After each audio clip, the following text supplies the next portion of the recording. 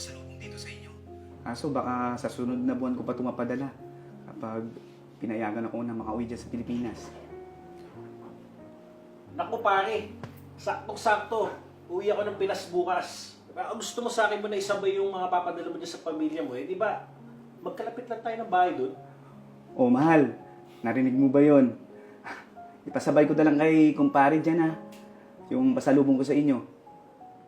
Maraming salamat, mahal, ha. O, sige nga, kailangan ko na rin magpaalam. Pupuntahan ko pa si Benny sa school niya. Tunduin ko, ha. Love you, mahal. I love you too, mahal. Kayo din, ingat kayo dyan. Miss ko na kayo.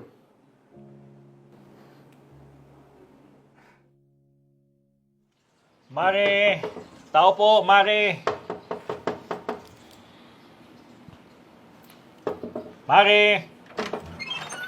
Oh, pare, ikaw na pala yan.